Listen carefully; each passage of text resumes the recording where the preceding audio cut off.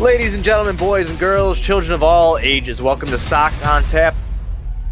Tony, my first reaction is just, fuck yes, let's go. Sox versus the Twins.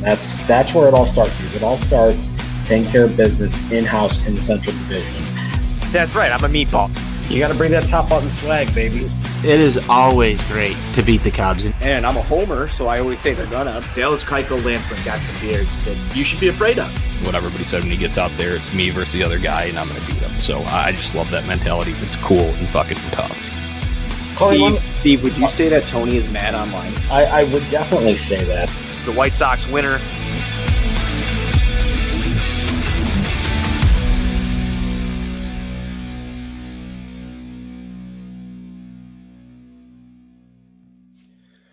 Ladies and gentlemen, boys and girls, children of all ages, welcome to Sox on Tap. I am your boy Buzz. I'm joined by my dude NWI Steve, and we are here to recap the White Sox 4-1 victory over the shitty-ass Detroit Tigers. Before we do that, be sure you're going to OnTapSportsNet.com for all your Chicago sports, literature, and podcasting needs. Following us on Twitter at OnTapSportsNet, at Sox on Tap. Anywhere you can listen to podcasts, you can listen to us, 5-star rating and review, because that's cool and tough. And check out Grandstand. Follow them on socials at Grandstand Sox. Go to grandstandsox.com. Or if you're at the ballpark, stop by Grandstand. Any White Sox gear or Chicago sports gear that you need, go check them out. They'll hook you up over there. So again, that's grandstandsox.com. Anything you need White Sox related, check them out. Now grab your victory beer and crack them, Steve. I just titled this episode Solo Bombs because that's all it was tonight. Solo Bombs. Hey, yo, Buzz. Listen, as the saying goes, ball go far, team go far. And it's fun. You know, every time I listen to the intro here, there's one part in particular that always really sticks out to me. And it begs the question, do you think Tony is mad online tonight? Because I don't know how he could be, because there was just nothing to be upset about here this evening. No, there was nothing to be upset about. Lance Lynn, besides that second inning where, he had like 30 pitches, he looked good. Crisp. Fastball working, breaking ball working, everything working for Lance Lynn. Loved seeing that. I liked the fact that, the White Sox pounced first with the Yoan Moncada bomb. Is Yoan Moncada good at baseball again? Because I remember, I'm old enough to remember, 6 weeks ago when people were saying that Yoan Moncada wasn't good at baseball. Where are we at with that? Well, now to fit that narrative, he is not able to be the MVP or an all-star because he doesn't hit enough home runs, Steve. So that's where we're at now. I know that you're not on Twitter, but that's where it's at. So he's Devers is better than him and everything. So, because he hits home runs. God, this website that you guys talk about sounds really fucking stupid. I'm going to be honest with you. It's not great most of the time. We meet some really awesome people, but for the most part, it's kind of a headache sometimes. But yes, that website is something else. But no, Yoan Moncada starts this one off tonight, Steve. He hit a bomb to left.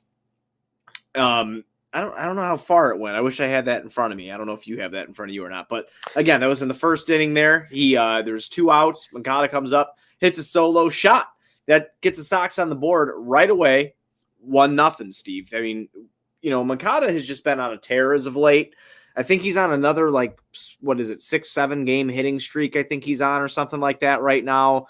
Over his last 6 games, 7 games, he's batting. Just stupid. I think it's 400 something, 500 on base percentage, in the 700s for his slugging. Like I said, I don't have it pulled up in front of me, but he is on an absolute tear.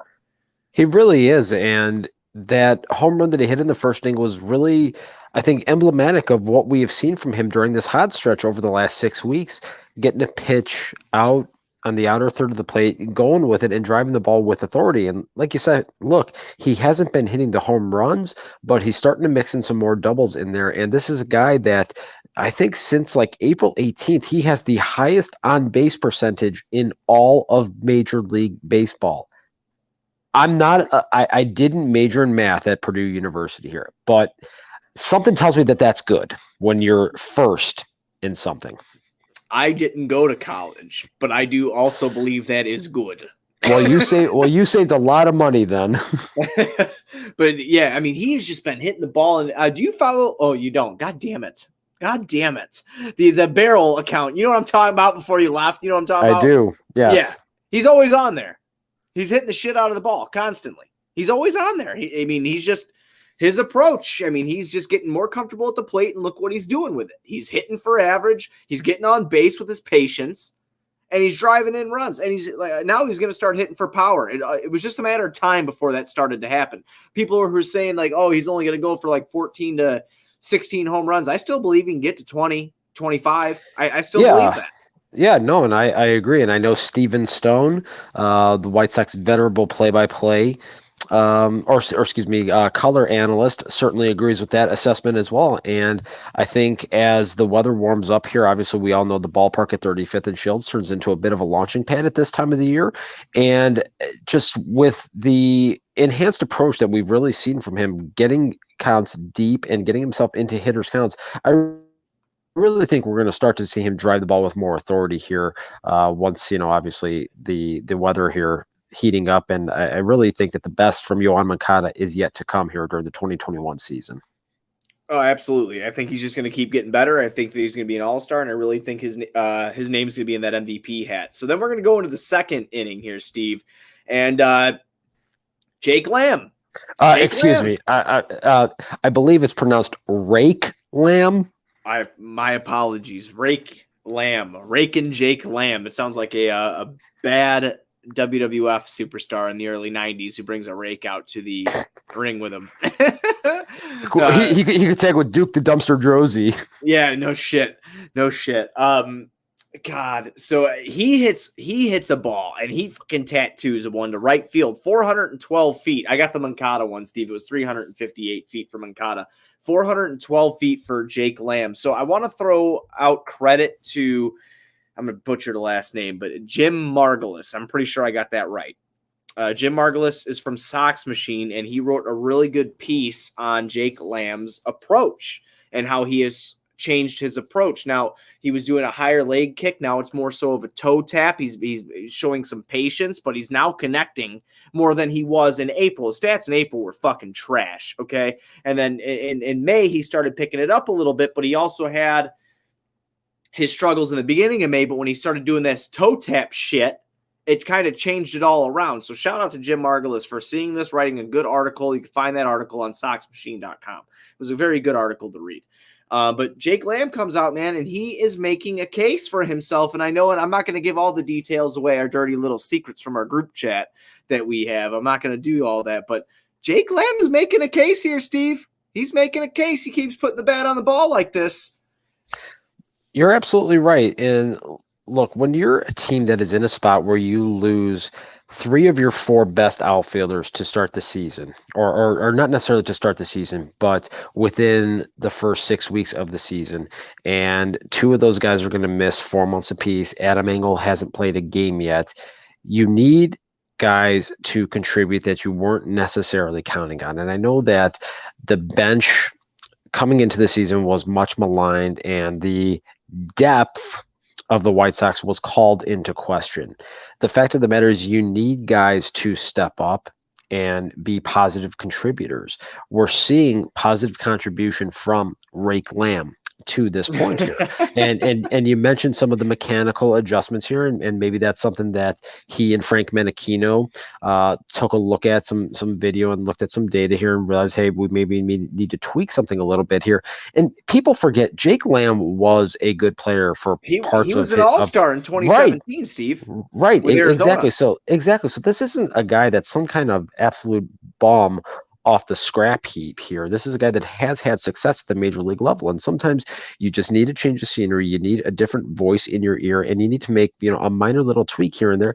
I mean, baseball is littered with guys like this, and who knows? This might not continue for much longer. But even if you get a month's worth of solid production from him, you're getting solid offensive contribution from Billy Hamilton. You got 6 solid weeks of offensive contribution from Yermin Mercedes.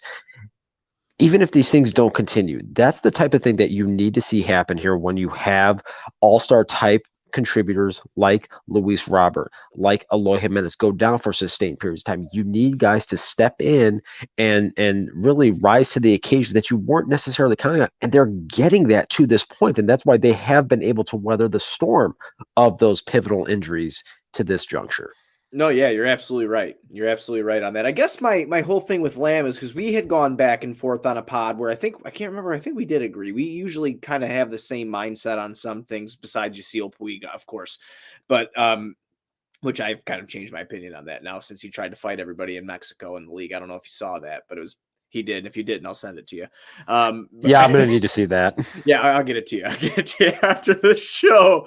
But with Jake Lamb was kind of like, is he cooked? You know what I mean? Has he been figured out? He did battle a couple injuries too. So was that something that had taken away his once promising start to being in the MLB, being an all-star, being a player that could contribute to being a guy who's just going to be the end of your bench type guy, which is still a possibility. That's what he is.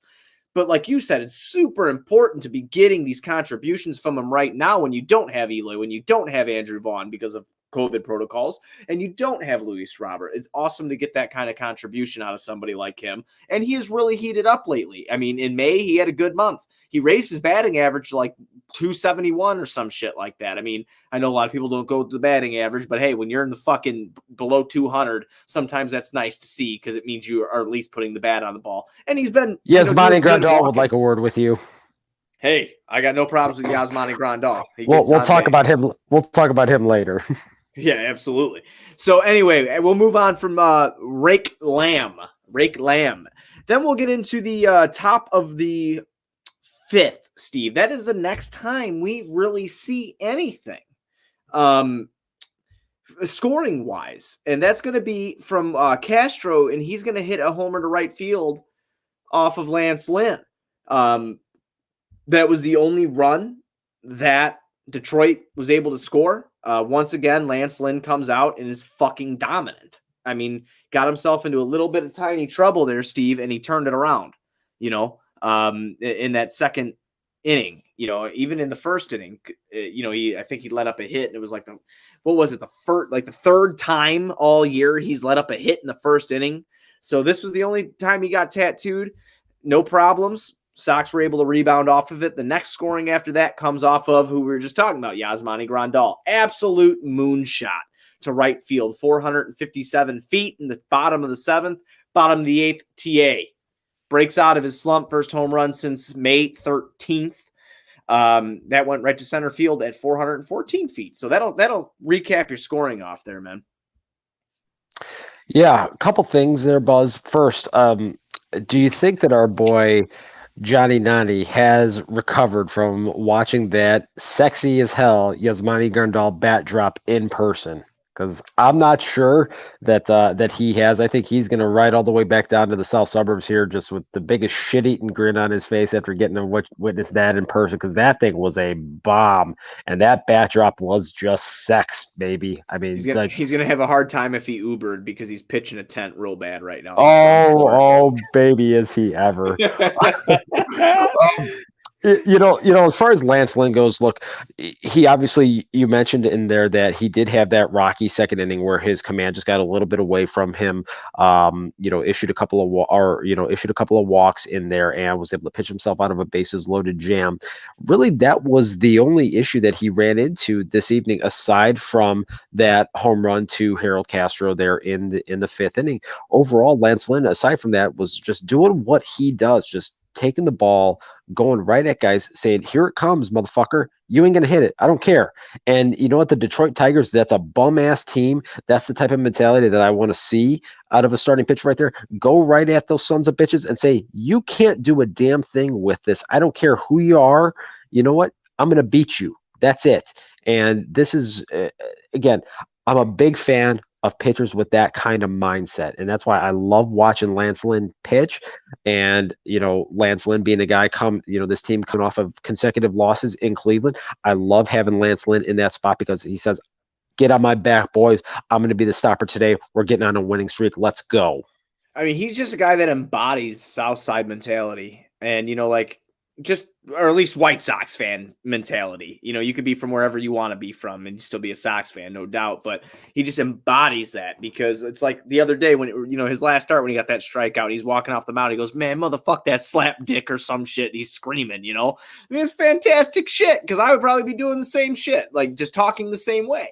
I love watching him play. I do want to throw a little bit more praise to Yasmani here, though, today, because in the top of the first, I'd be remiss if we didn't bring this up when excuse me, I'm sorry, I gotta take a sip of my gummy bear beer here. This is actually fantastic. It is literally gummy bear beer.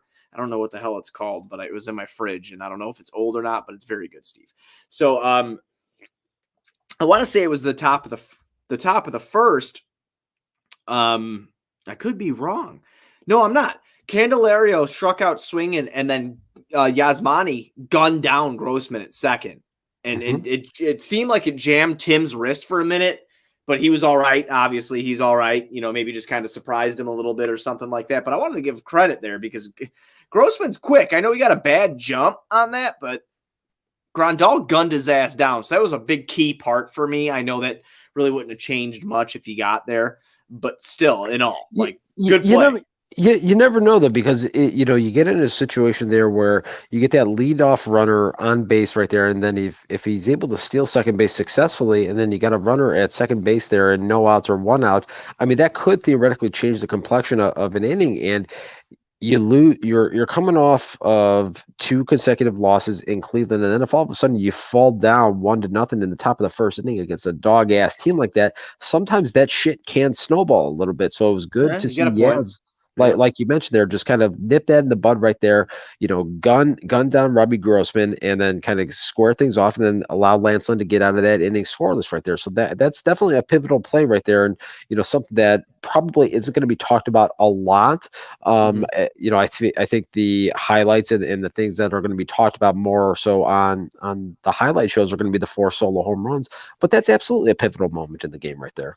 Yeah, I mean, I thought it was a big, point just to get out of the inning there, double play to end it off and whatnot. And Grandal looked crisp on the throw. Tim was right there. I mean, it's a good play I like that kind of shit. It was a crisp baseball play, and it worked out to get us out of the inning right away and move on to what we had to move on to.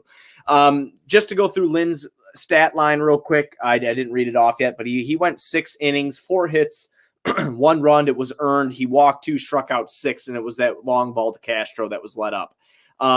He could have gone 7. Now, this is according to Tony La Russa after the game, because people did see Lynn walking down the tunnel after the game. They didn't know if he was hurt or not. He is fine. He had a couple things that La Russa said were barking. He could have gone out there for the 7th inning.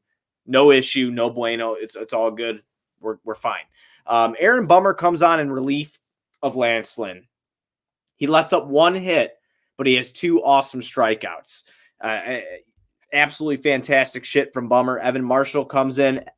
When Evan Marshall and Aaron Bummer have it going on at the same time, you better watch I'm serious. You better watch the fuck out. Exactly. And I want to kind of expand on that. Oh yeah, go for it. Go for it. I'm glad you're in agreement.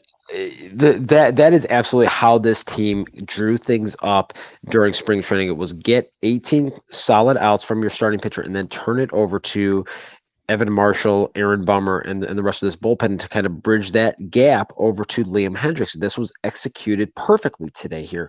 Agreed. Bummer comes in the 7th inning, and Stone and Benetti kind of talked about this on the broadcast as far as with Bummer and Marshall being flipped from their typical roles there, and talked about the fact of having Bummer go in there to kind of turn around some of the Detroit hitters right there, which was something I hadn't necessarily thought about, and I was a little bit surprised to see Bummer in that 7th inning spot there myself.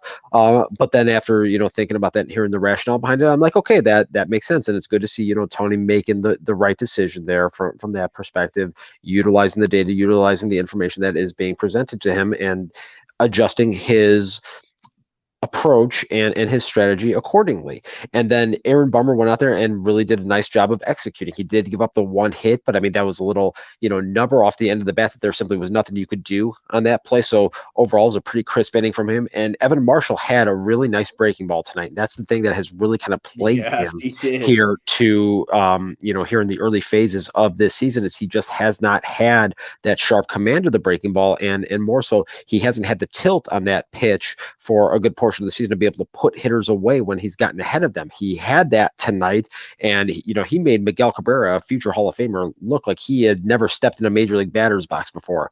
Now, obviously, Miguel Cabrera is not the same guy he was, 10 years ago, 9 years ago when he was winning the Triple Crown, but this is a guy that is still, like I said, going to be a first ballot Hall of Famer. He's going to have a plaque in Cooper's down the road. 100%. Yeah. And so to see Marshall be able to go out there, have a solid outing right there, put together a nice crisp 1-2-3 inning, throw that breaking ball with effectiveness, that's something that we need to see from him more consistently here. And if that happens, it's really going to go a long way as far as stabilizing this bullpen in the long run. No, you're absolutely right. And something I want to bring up along with that, Steve, is that we're 56 games through the White Sox season right now. We're 34-22 as tonight ended. We're 12 games above 500.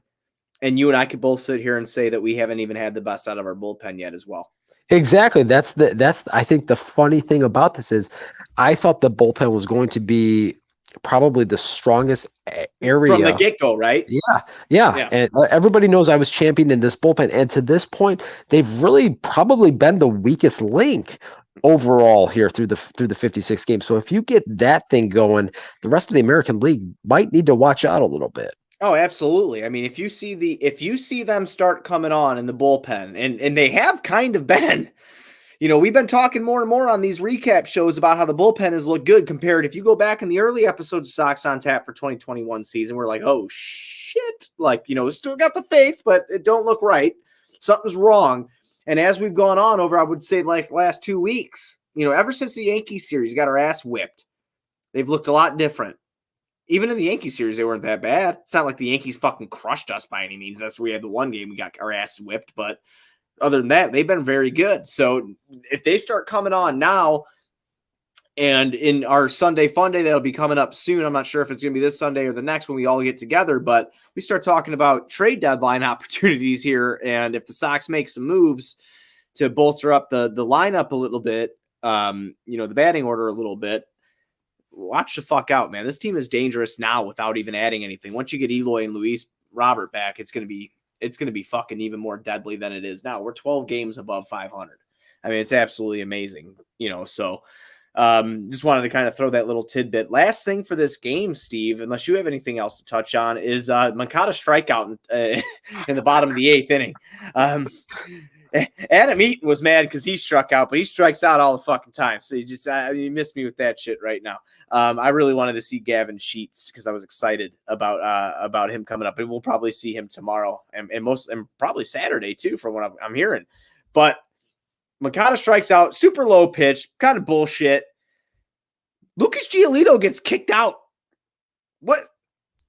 You kicked out Lucas Giolito? Okay. So as we're talking right now, I have the post game on my TV here, and they kind of showed that whole sequence and what happened with it. They did a close up of Giolito in the dugout. He's literally looking at the umpire, and he literally looks up and goes, "What the fuck was that?" I mean, so he obviously wasn't real thrilled with the balls and strikes that happened there in particular. And look, that was a dog shit call against Yohan Moncada. It was not even close. But I always find it funny when you see a pitcher or a position player that has the day off get tossed for arguing balls and strikes. That's always kind of funny to me. The only ejection I think that is funnier, I remember back about 5 or 6 years ago, back when Mark Parent was the bench coach for this team. And I remember he got tossed handing out the lineup card at home plate before the first pitch of the game. Why?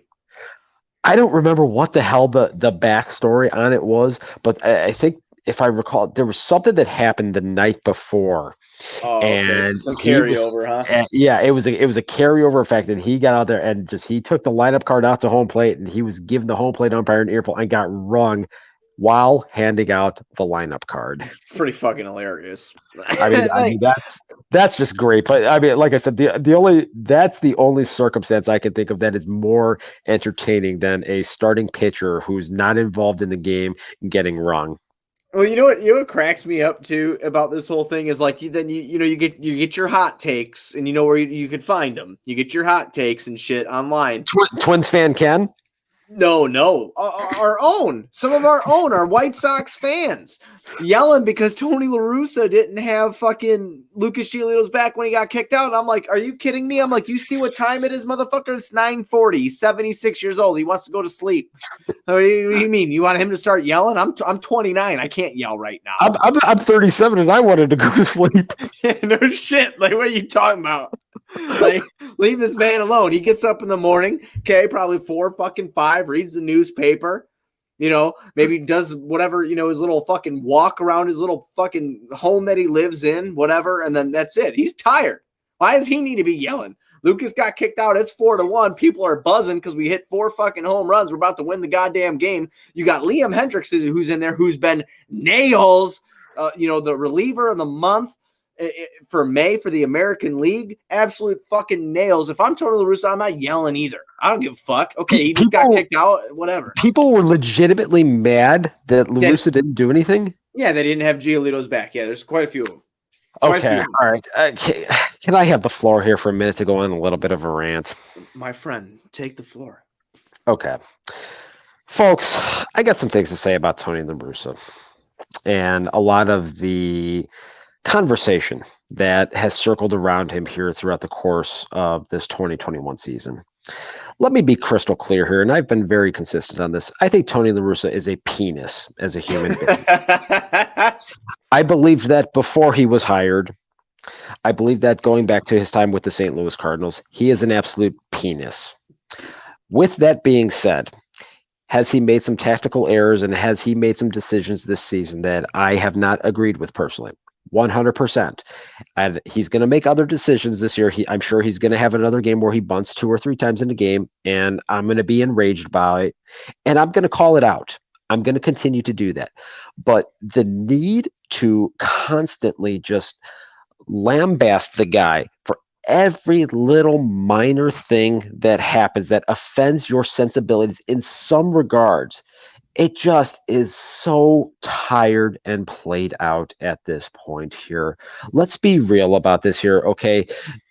A sizable portion of this fan base does not like him. I understand why they do not like him. As I mentioned, I personally do not like him.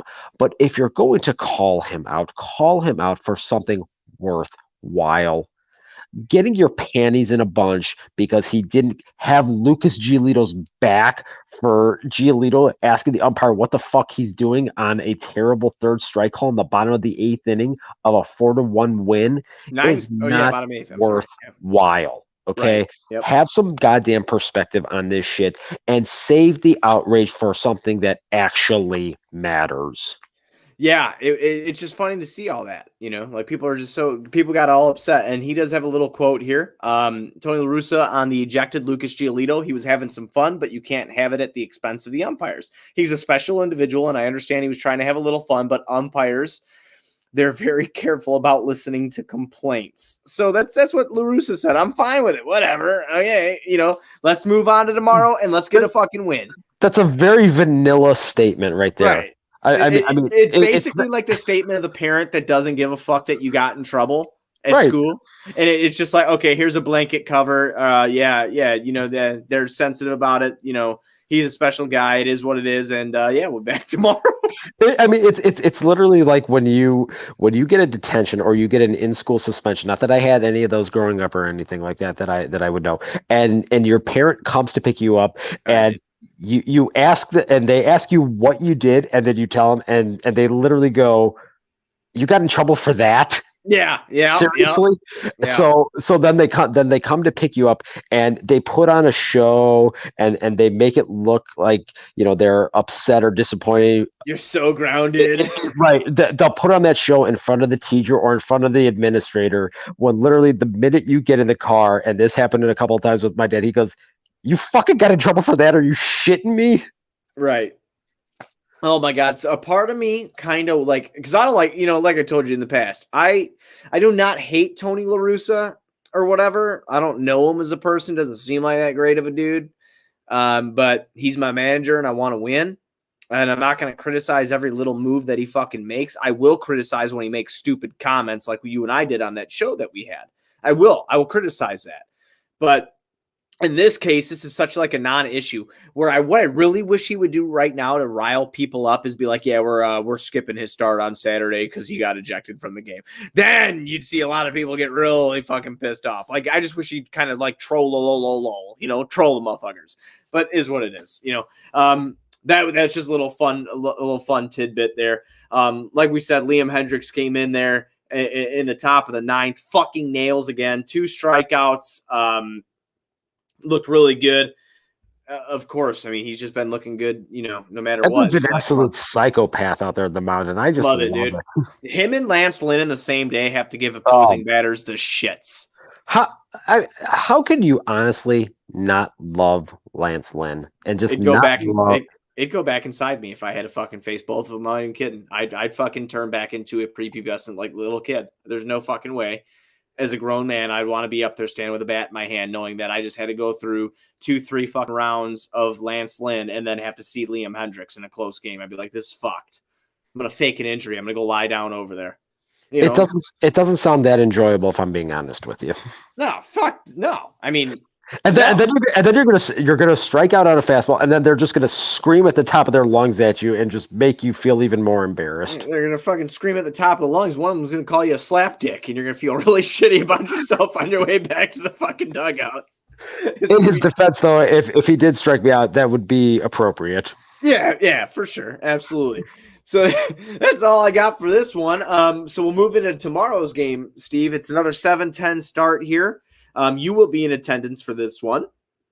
It'll be Spencer Turnbull, who is at 4-2, 2.93 ERA, 46 innings pitched, 35 hits let up. He struck out 40, only walked 12, and he's only let up 1 long ball. He's going up against Big Diamond Dallas Keuchel at 4-1 with a 4.53 ERA. 59 2/3 innings pitched there, 61 hits let up, 30 strikeouts, 18 walks to 8 long balls.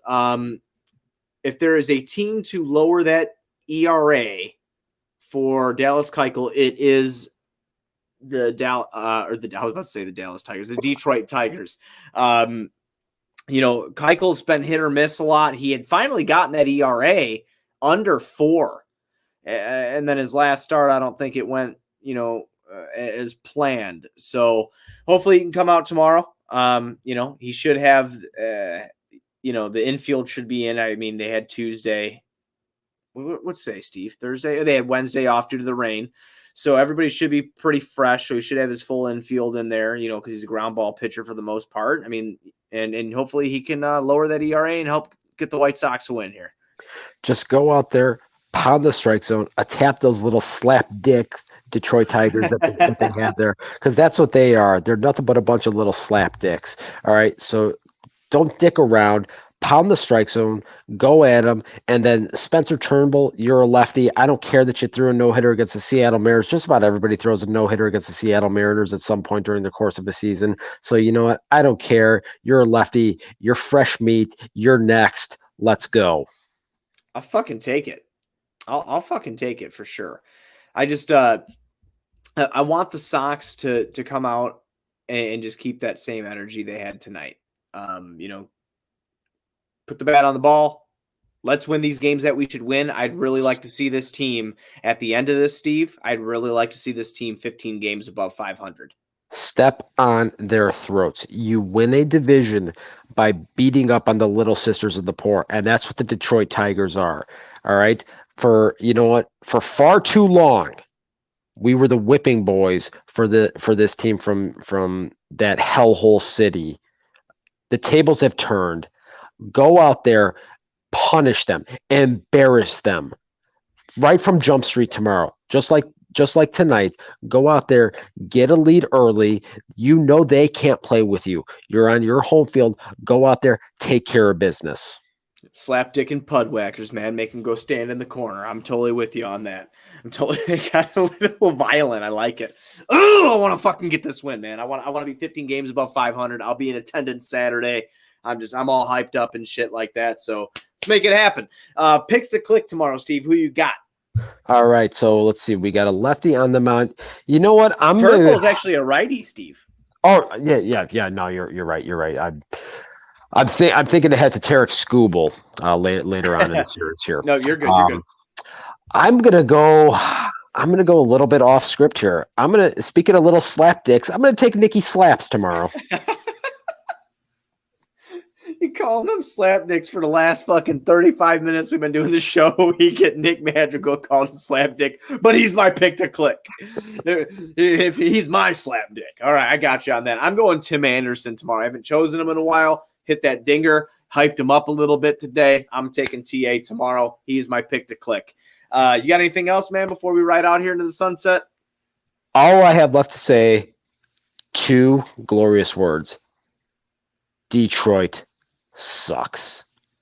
I'll add 3. Detroit fucking sucks. There we go. Everybody be sure you're going to ontapsportsnet.com for all your Chicago sports literature and podcasting needs. Following us on Twitter at SoxOnTap, at OnTapSportsNet. Anywhere you can listen to podcasts, you can listen to us, 5-star rating and review because that's cool and tough. Check out Grandstand, grandstandsox.com. Follow them on socials at Grandstand Sox. Anywhere you need White Sox gear, you can go find it there at Grandstand. We'll be back tomorrow in some sort of the foursome that is here, whether it's me or Tony or Nani or Tony, whoever. Steve will be in attendance. Be sure to check it out tomorrow after the game. White Sox forever. White Sox